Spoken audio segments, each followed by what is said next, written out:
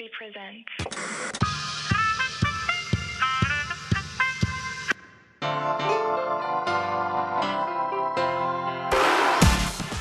한시의 책갈피.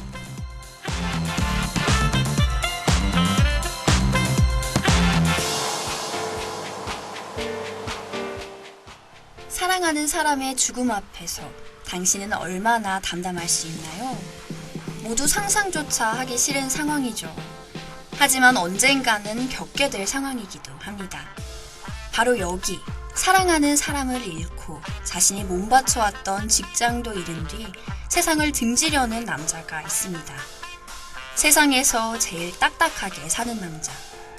흑과 백, 두 가지의 색으로 사는 남자. 하지만 왠지 그가 세상을 떠나는 걸 세상은 허락하지 않을 것 같은 느낌인데요. 오베라는 남자.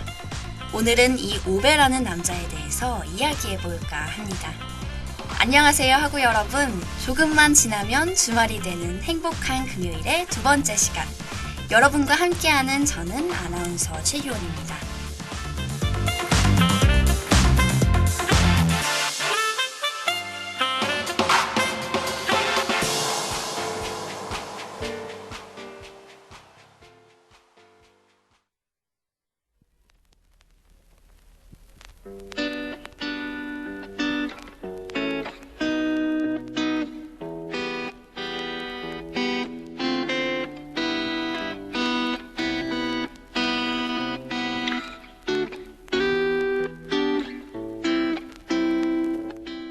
책의 첫 부분은 오베가 컴퓨터를 사러 가는 장면입니다. 직원은 오베에게 아이패드를 권하죠. 오베는 이것이 컴퓨터냐며 되묻습니다. 직원은 이것은 그와 같은 기능을 하는 태블릿이라고 오베에게 설명을 하죠. 하지만 오베는 다시 묻습니다.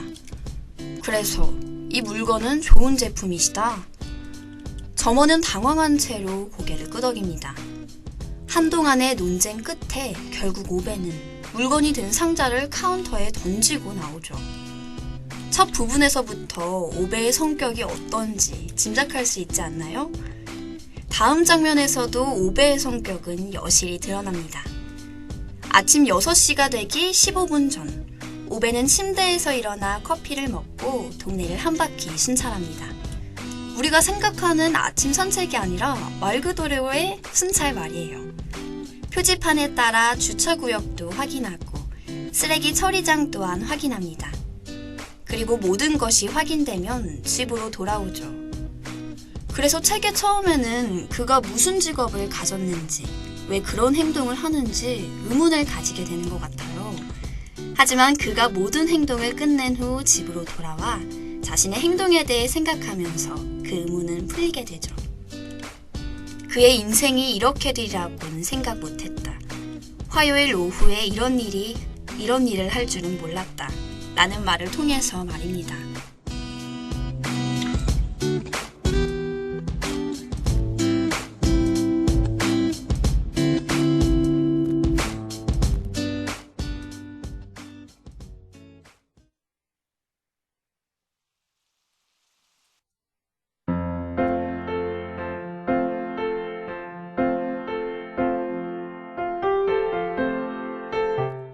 조금 느긋하게 사는 것도 좋을 겁니다. 월요일 저녁 오베가 회사에서 들은 말입니다. 이 말과 함께 그는 소위 말하는 은퇴를 하게 되죠. 그의 계획에 없던 일이 생겨버린 그는 큰 결심을 하게 되는데요. 바로 천장에 고리를 아주 튼튼하게 매다는 것입니다. 처음엔 이 고리를 왜 매다는지 이해가 안 됐어요. 그래서 이 괴짜 할아버지가 또 뭔가를 하려나 보다 라고 생각했습니다.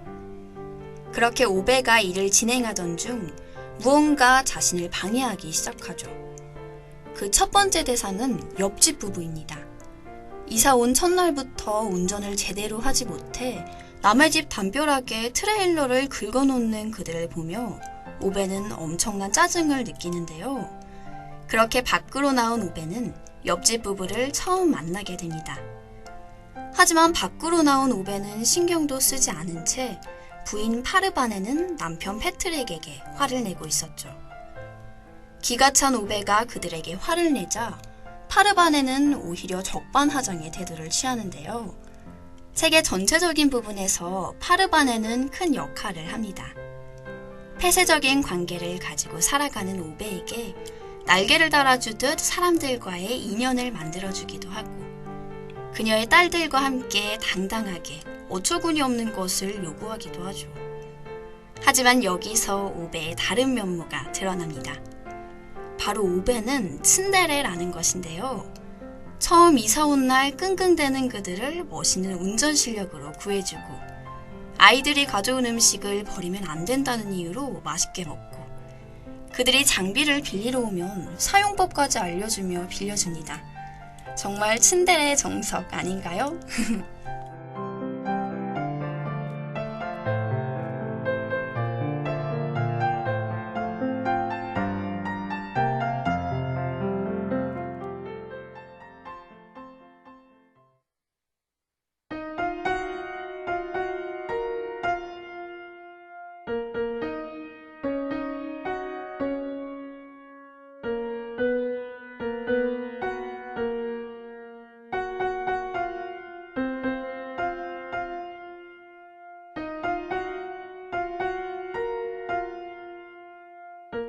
책을 읽으면서 놀라웠던 부분은 바로 오베의 아내인 소냐의 죽음을 그려낸 장면입니다. 책의 처음부터 오베를 표현할 때 거의 모든 부분에 소냐가 등장하고 오베가 소냐에게 말을 거는 부분 또한 있기 때문에 짐작도 못하고 있었는데요. 책에서는 이렇게 표현합니다. 그는 그녀를 오랫동안 바라보았다. 마침내 그는 커다랗고 둥근 바위에 조심스레 손을 얹고 마치 그녀의 볼을 만지듯 좌우로 부드럽게 쓰다듬었다. 보고 싶어. 그가 속삭였다. 아내가 죽은 지 6개월이 지났다.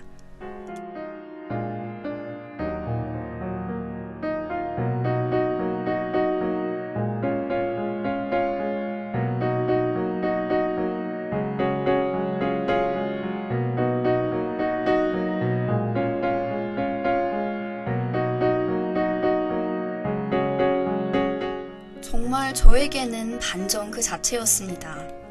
바로 오베의 행동을 설명할 때 그가 습관처럼 하는 행동이 있었기 때문인데요. 바로 라디에이터 온도를 확인하는 것입니다. 돈을 아껴 쓰는 오베 몰래 소냐는 항상 라디에이터 온도를 올려놓죠.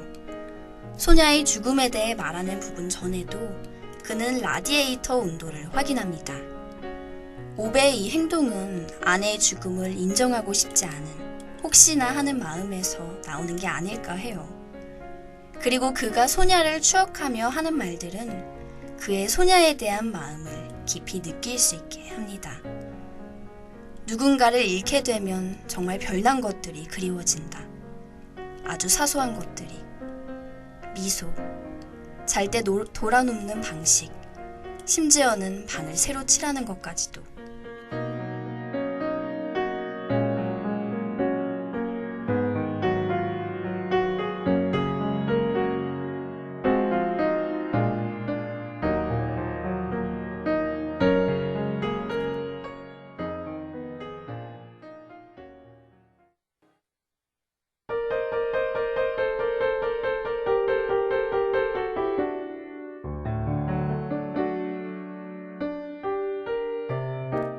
오베는 16살에 아버지를 잃게 됩니다.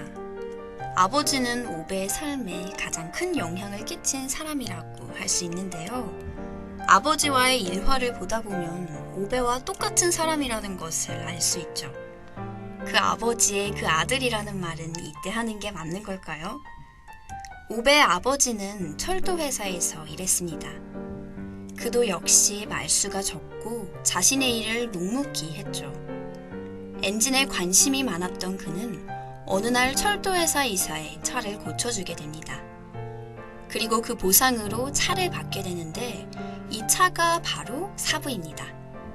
오베가 처음부터 고집하던 차 중에 하나인데요. 오베의 아버지는 이 차를 받아오고 난 뒤 오베에게 작동 원리와 부품을 하나하나 모두 설명해 줍니다. 그렇게 사부에 대해 잘 알게 된 오베는 아버지가 사부를 남기고 돌아가셨을 때 단 하나의 생각을 하게 됩니다. 나에겐 사부뿐이야.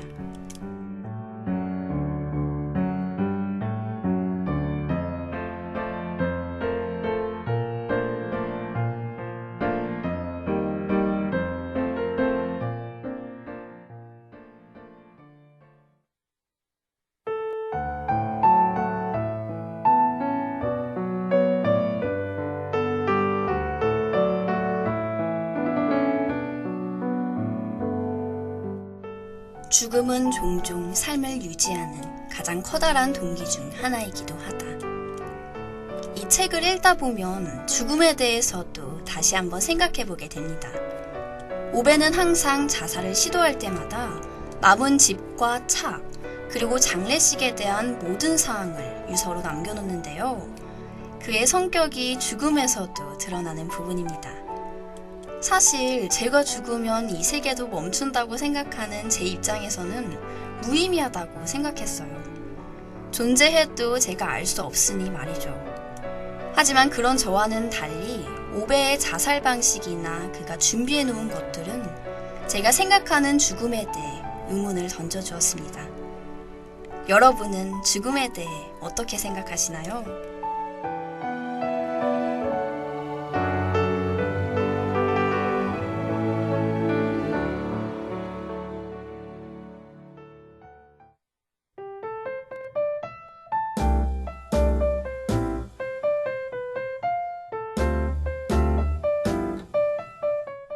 사람들은 오베가 세상을 흑백으로 본다고 말했다. 하지만 그녀는 색깔이었다. 그녀는 오베가 볼 수 있는 색깔의 전부였다. 이 책을 읽고 머릿속에 가장 오래 남았던 구절인 것 같아요. 소냐에 대한 오베의 사랑의 크기와 깊이, 그리고 그들에 대해 제일 잘 표현하였기 때문입니다.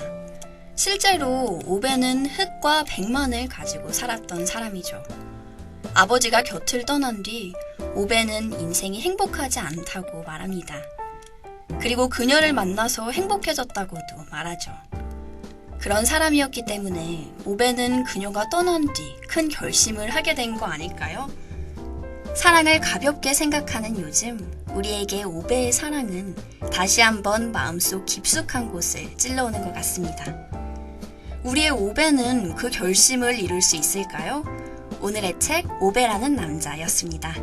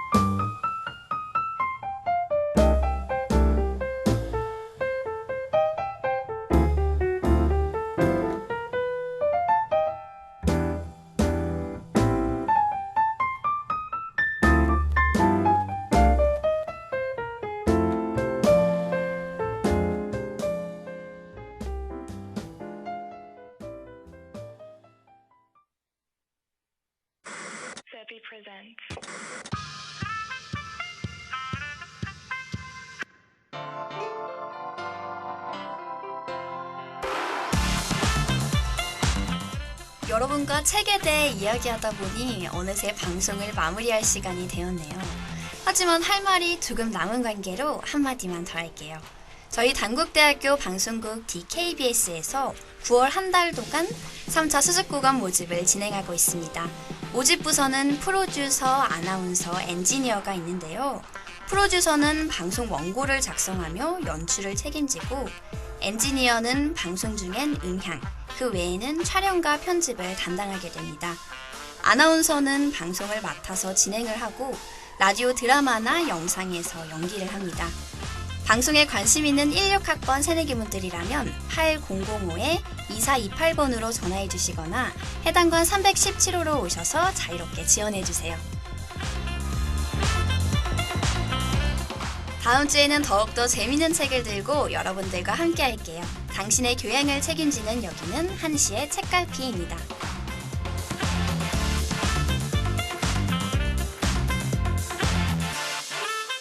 지금까지 제작 선화빈, 기술 고승범, 진행의 최희원이었습니다.